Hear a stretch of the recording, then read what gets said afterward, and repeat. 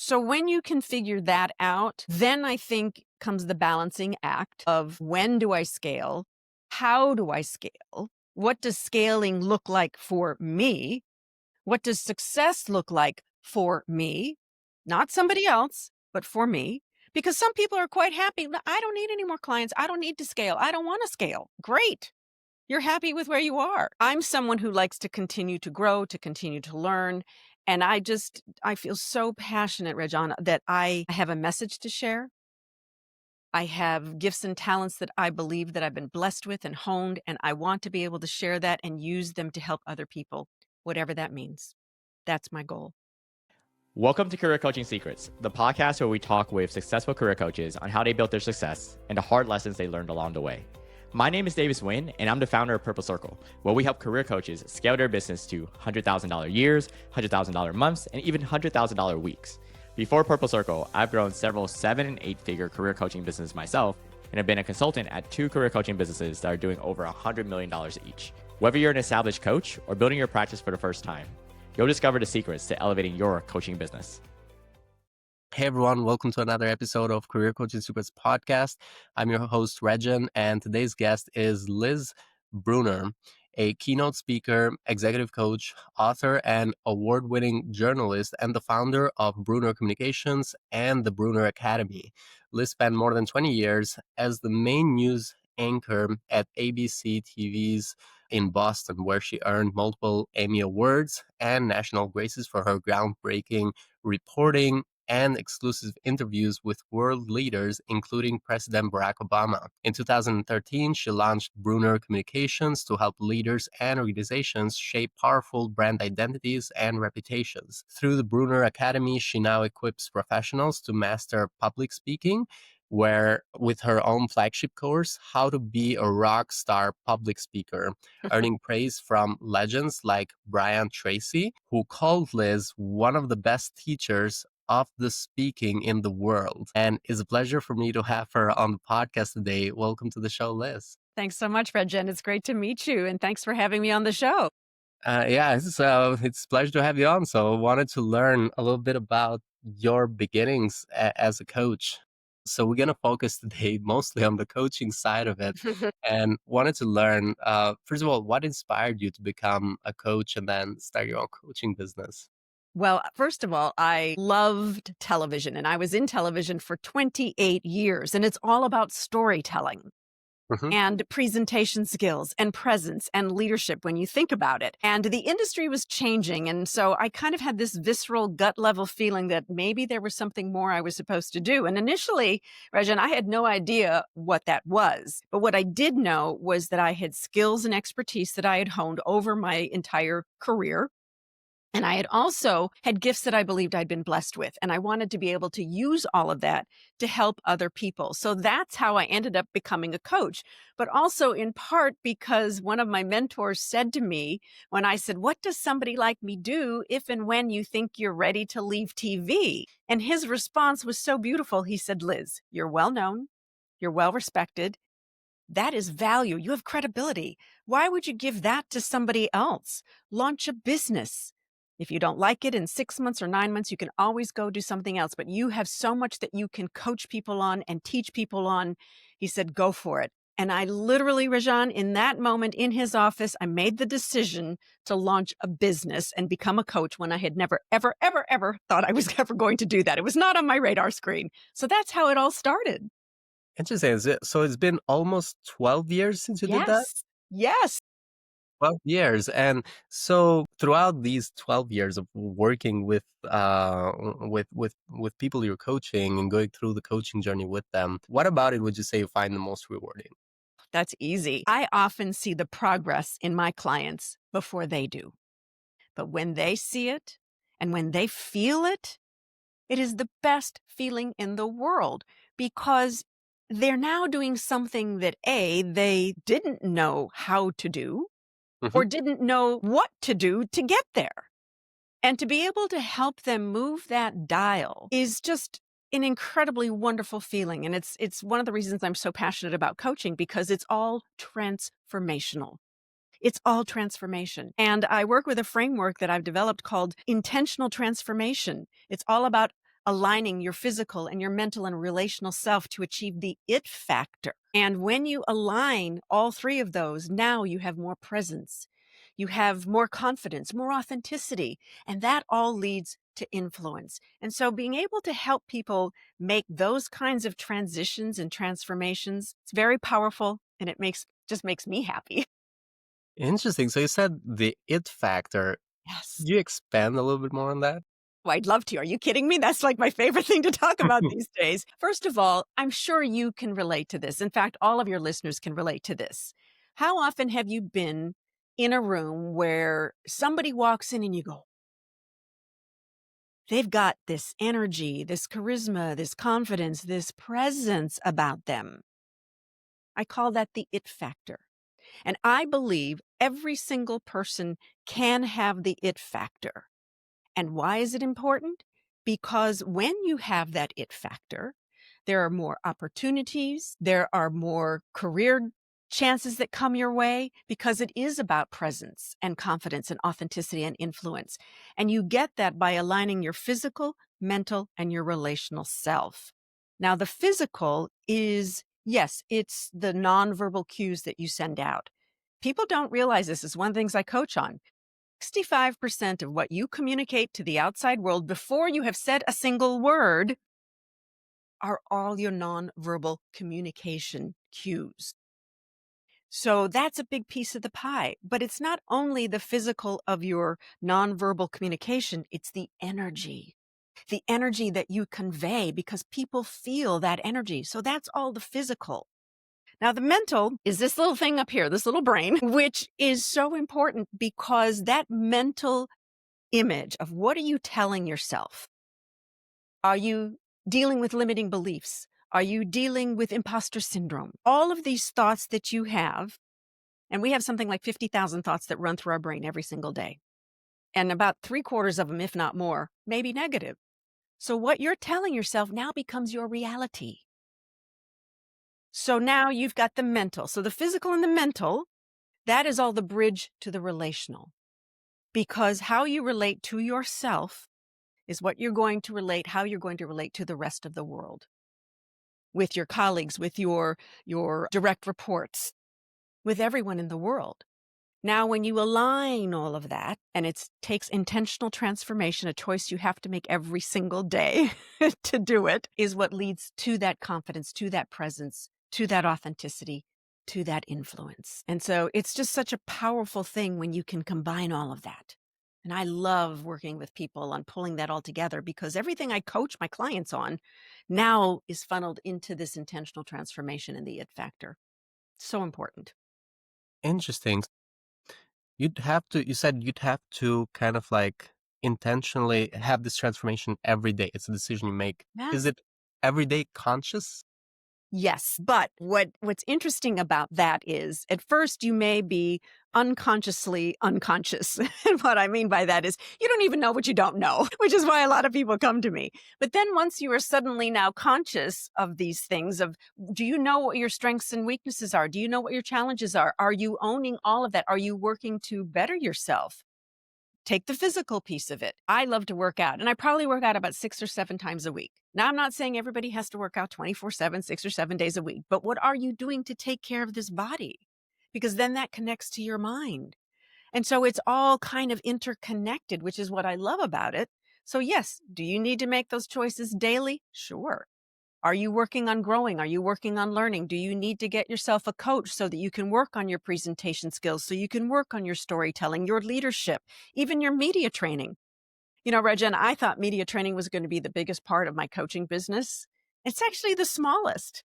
But everything that I learned in my 28 years on television and all the 3 careers I had before television, it's really what now feeds this platform that I work on with people and coaching people to move the dial and take them from where they are to where they want to go to who they want to be. It's very powerful. What is something that can push people every day to show up for themselves? Own who you are. That's the title of my book, Dare to Own Who You Are. And it really is about accepting who you are, understanding what your strengths are, because we all have them. We also have challenges. I like to call them challenges as opposed to weaknesses, but are you working on those? And so every day, just think about that. Can you own who you are? Because when you do, that is so powerful, incredibly powerful. Interesting. And for me personally, I have a very similar line that kind of like pushes me sometimes is remember who you are. Uh, Yes, it's kind of like the same thing it is. It is. And I love that. Remember who you are. Because when because you remember who you are, then you can own who you are, and then you can dare to be more of who you are. yeah, because every time in the past you have had very good wins that have gotten you to where you are. And Yes. it's that person you have to remember that got you there and can obviously get you to the next step as well. Obviously, thinking that there is no new development depending on where you're going. It's always important to remember who you are. It's from my perspective. It's very important. And what I love about that also, Rajan, is sort of what was the premise of my book, Dare to Own You, which is a quote from my grandmother, which is no knowledge is ever wasted. The good, the bad, all of your life experiences, you carry them forward.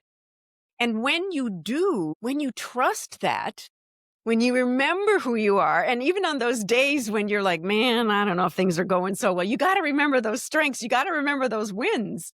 Yeah. Create a little logbook. Go back when you're not feeling great. Oh, I did have that win. Okay, I had that win too. Yeah, absolutely. So I want to ask you when it comes to like your ideal client profile, who are Mm. they? How would you describe them if they're listening? Well, I work in all industries, first of all, because communication is communication. Coaching is coaching. The other thing is I've been very fortunate, Rajan, that most of my clients have come to me by referral. And I know how lucky I am to have that happen. But they're also mostly top level executives who are either in the C-suite and trying to even grow and get better to maybe they want to become the CEO or they want to get to that level.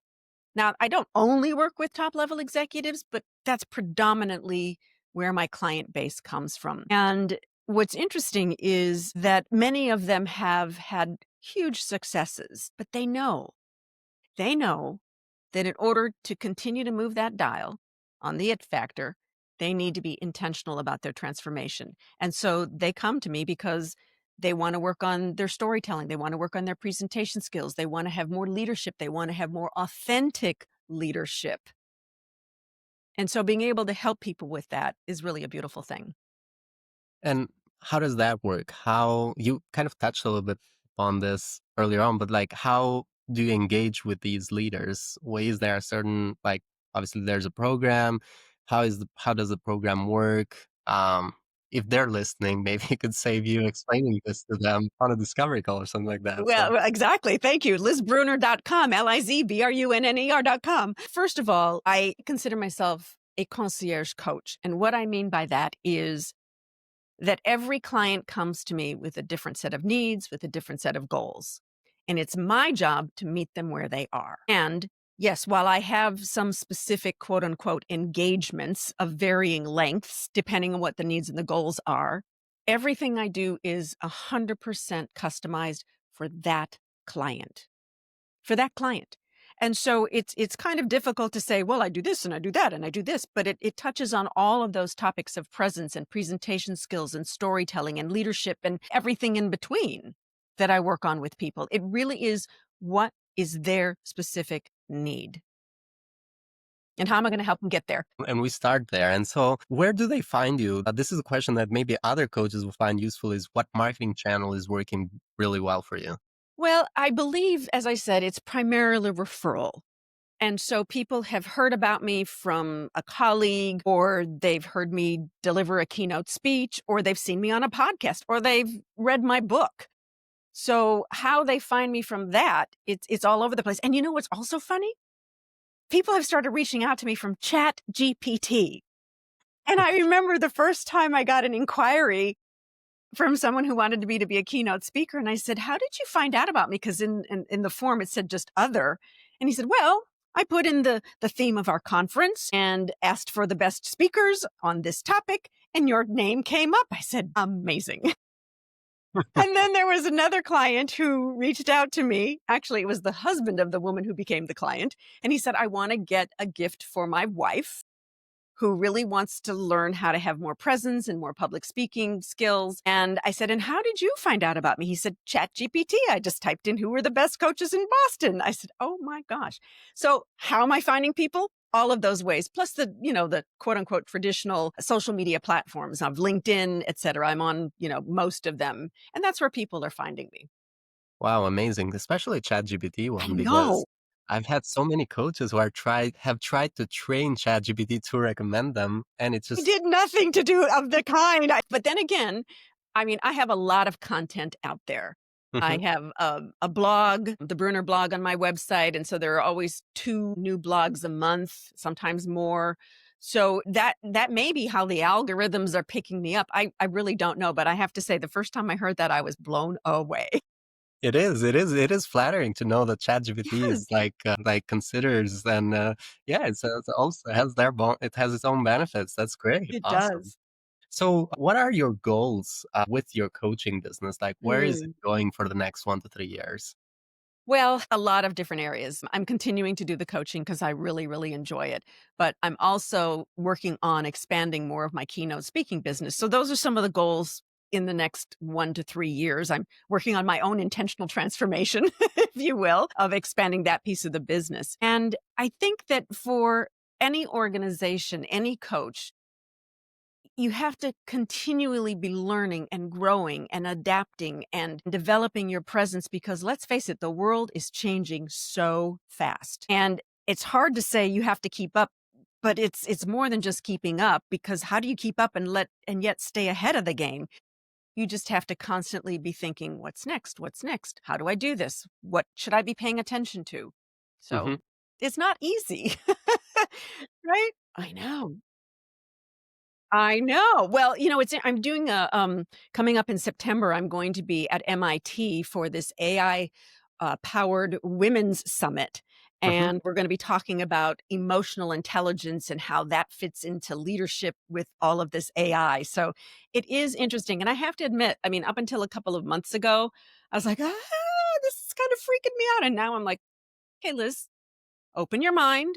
You talk about learning and growing all the time with your clients and being open. You need to be the same. And I love to use the analogy, Regin, that's like, I think of people as rubber bands. Okay. It's like, you only stretch yourself this far because this is my comfort zone. I'm not going to step out of that comfort zone. Well, guess what I Hmm. do? I like to stretch people way out here on all kinds of different things because if this was your comfort zone and you've stretched, now this is your comfort zone. So I have to do the same thing for myself.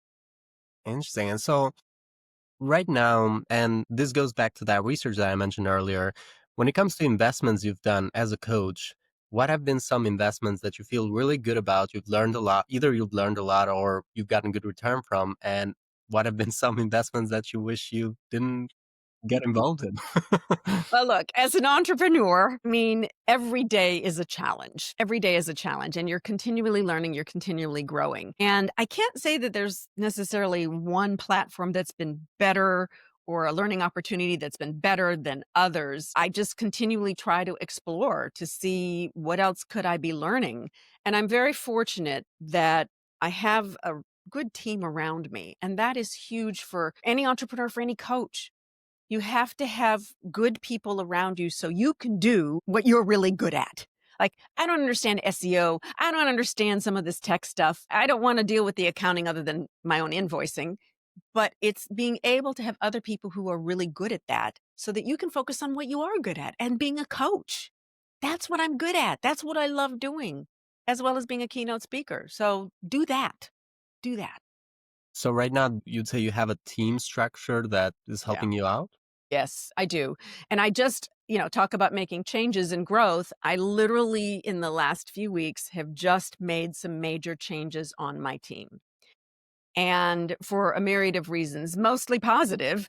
Hmm. The woman who's been my chief of staff, as well as my social media manager, well, she's going to have a baby. So her first one. So I already knew, I was like, oh, she's not going to be able to have the bandwidth or the energy to do everything that she's been doing for me before. And so I started working on where could I find the right people to be on my team to help me with so many of the things that she was doing that I know she's not going to have the time for. And I found a company, and so they're going to be able to help me with marketing, with virtual assistants, with video, etc. She's going to keep one small pie, not small piece, but a small piece of the pie of just the social media content. She and I work on that together, but she does most of it. So that's her genius. Now I've got other people who are going to handle the other genius stuff that they're good at so that I can continue to do what I do. And it is important to find the right people, and it's hard. Can I just tell It, you how hard it is to find the right people? Lord of mercy. But when you it, do, it is. hang on to them. Yeah, it is hard. And so, when it comes to coaching, is that the part that you handle all by yourself, or you also have maybe some other coaches in your team? I do have one other coach on my team, Hmm. and she only has a small handful of clients because that's what she wants. Hmm. And she has a very particular niche that she likes being specifically involved with, which is helping people. She likens herself to being a speech writer for people. And that's her expertise. That's what she loves doing. And ironically, she is also an award-winning radio broadcaster who I've known in this market. And I knew she would be so good at this. And when she left radio and I said, I think you need to join me on my team. I don't know. I've never been a coach. I don't know what I said.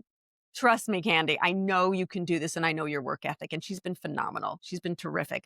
So she's really the only coach on my team. The rest of it is moi. It's me. I like the team structure. And where would you say is a challenge, or what is a challenge that you're trying to solve for next in your coaching business right now to get to that next step? Well, I think, we touched on this just prior to actually recording, which is all about scale. And Hmm. how do you do that? Especially when, even though I have Candy on my team and she has a small piece of the business, it's really me. And I'm only one person. I'm only one person, which is why I started BrunnerAcademy.com, which has my How to Be a Rockstar Public Speaker course. And it has a VIP version, which means you get coaching with me after you conclude it, Hmm. or you can just do the course yourself. It's a self-paced.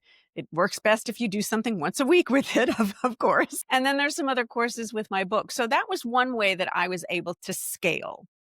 The other way that I'm enjoying scaling is by being on shows like this. When I have an opportunity to share knowledge and have great conversations with someone like you about coaching, and I encourage all coaches, if you have the time and have the interest, become a guest on other people's podcasts. The other thing, you don't have to write a book, but let's face it, that's another way of reaching out. And so there are all kinds of ways that you can scale and grow. You have to be clear about your brand. You have to know what that is. You have to continually refine your presence and leverage all that social media. Find out where your clients are. Are they on LinkedIn? Are they on Instagram? Are they on Facebook? Are they on X? Yeah. Who is your client base and where are they? And that's what you kind of want to focus some energy on. And you have to collect testimonials. You have to collect testimonials. So all those things I'm continually doing myself. So when you ask, what are my challenges? Well, I'm continuing to do all of that as well. And that's another reason why I brought this other group of people on, because I was like, okay, I know I want to continue to expand my thought leadership. I want to continue to expand my keynote speaking. I want to continue to expand the coaching. And so I just felt like they were a really good fit for everything that I wanted and needed. But it is a challenge all the time, as I said Hmm. earlier, to continually grow. Yeah. Yeah. So, basically, scaling is itself is a challenge, but also hiring the right people to get you there is a Yes. challenge. Yeah. Yes, it is. And look, it's not easy. How do you find them? That's a really good question. If I could get $1 million for the answer for that one. I mean, I've tried all kinds of different ways to find the right people. And sometimes it is just asking, who do you know?